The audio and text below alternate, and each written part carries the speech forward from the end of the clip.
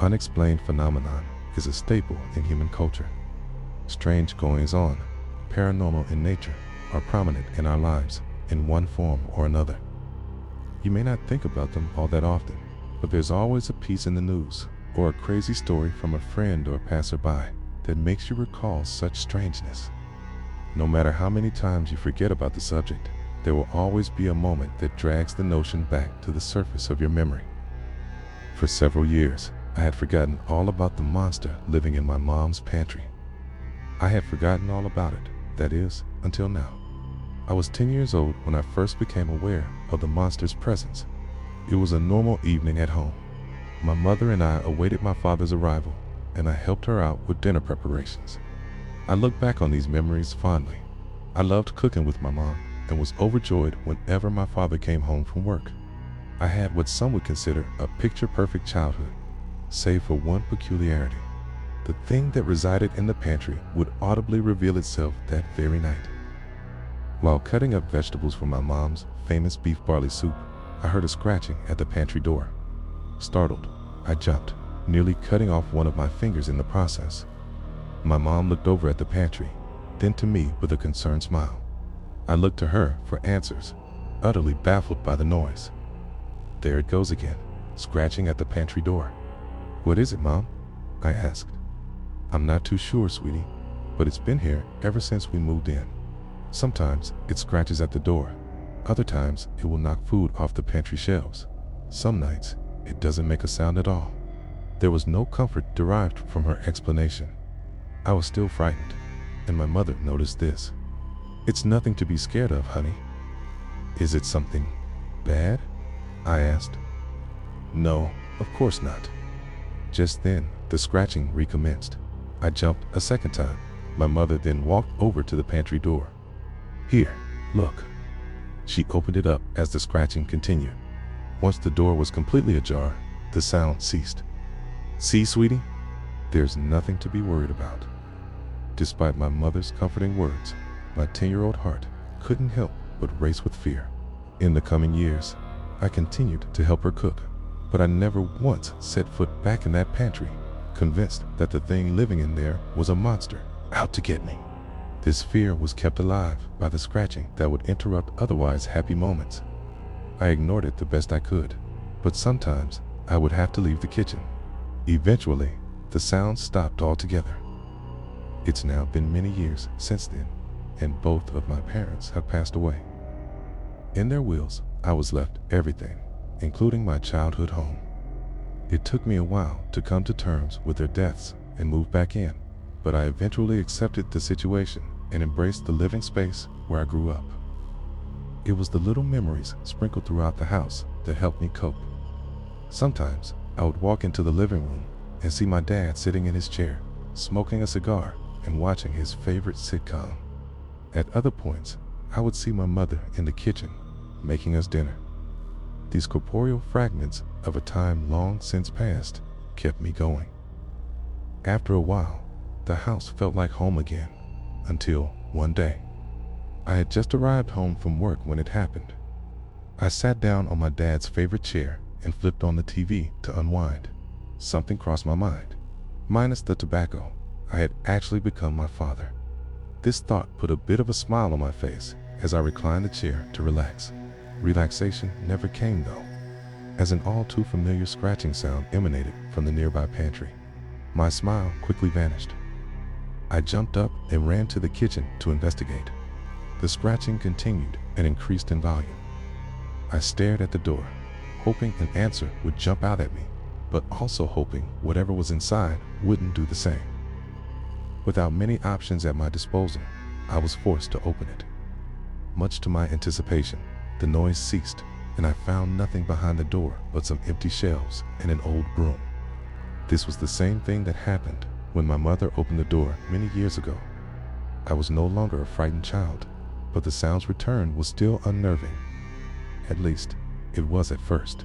After a while, it became nothing more than a bothersome fixture in my otherwise normal days. Whenever I came home from work, woke up in the middle of the night, or sat down to watch television, that terrible scratching would invade my ear space, not stopping until I opened that damn pantry door. This routine continued for over a year. One night, however, everything changed. I had just gotten home from a long day of work and flung myself into the comfort of my bed sheets. I wanted more than anything to drift off into a peaceful slumber, hoping the day's troubles would melt away in the form of happy dreams and restful sleep. Unfortunately for me, the moment my head hit the pillow, the scratching started up once more. I groaned in anger, not wanting to leave my bed for anything, much less that damn noise. Because of this, I made the mistake of not getting up right away. I hit my internal snooze button and allowed myself to drift off for a few moments. When I came to, something was amiss.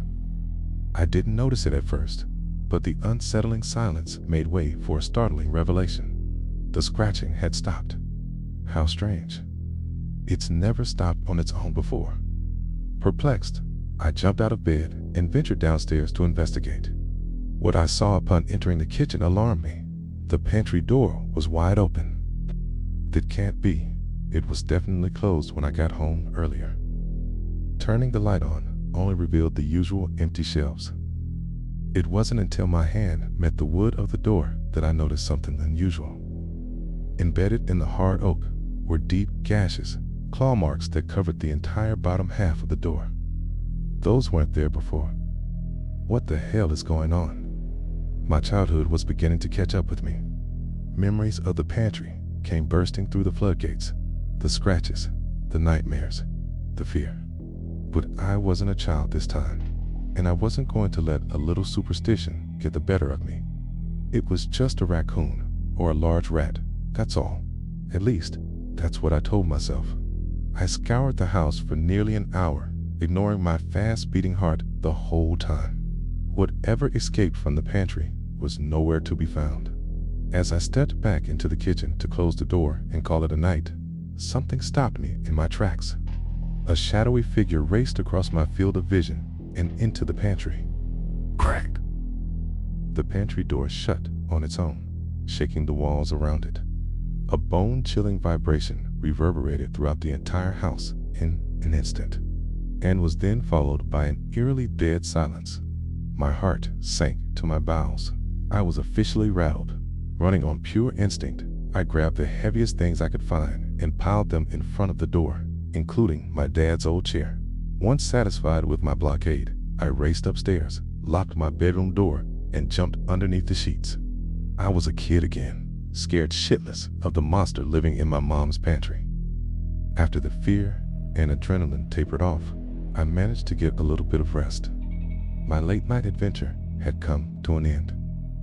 I woke up the next morning in denial, a defense mechanism of a mind bruised by fear. Pretending nothing happened the previous night, I went about my morning routine as normal. After breakfast, I was able to walk right past the pile of crap in front of the pantry without flinching. I even ignored the scratch marks on my front door as I left for work. Everything was fine. There was no monster, no supernatural entity taking over my home. That was absurd. It was just a raccoon, a very large raccoon. The lies only lasted for so long. Driving away, the terror set back in, sending me into a desperate frenzy of distress and unease. Though distracted by my strange predicament, I managed to make it to work in one piece. Work brought me no solace. All I could think about was what awaited me at home. I was on edge, and my boss noticed this. He asked if I needed to leave early and get some rest.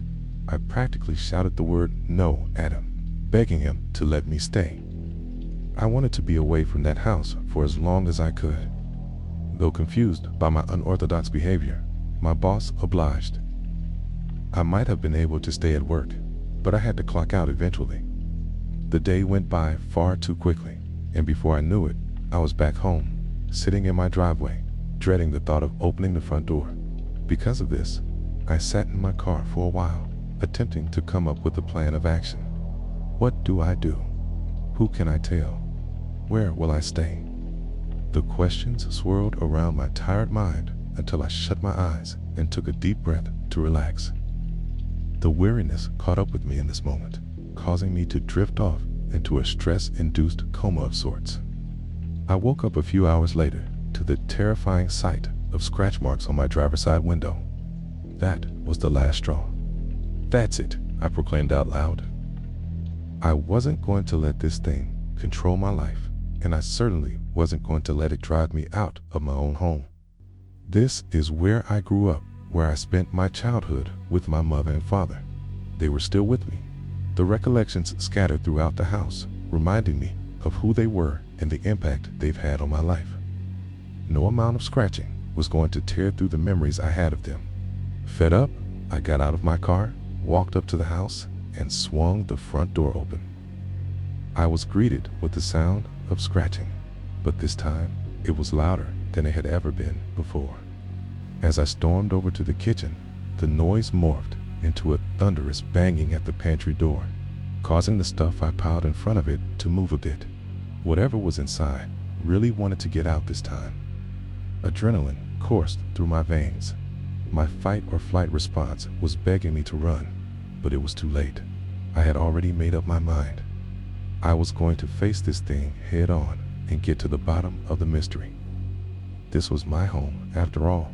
It belonged to me and my family, not whatever this thing was. In removing the stack of furniture, the banging continued and grew louder. The kitchen cabinets around me swung open. Various pots and pans fell off the shelves. An earthquake of supernatural proportions filled my home, but I didn't allow it to rattle me. I knew what I had to do. After a moment of mental preparation, I opened the pantry door. There, sitting behind the door, was a dog. It sat there and looked up at me in confusion. I did the same to it. After giving me a once-over, it walked over to me and nuzzled up against my leg.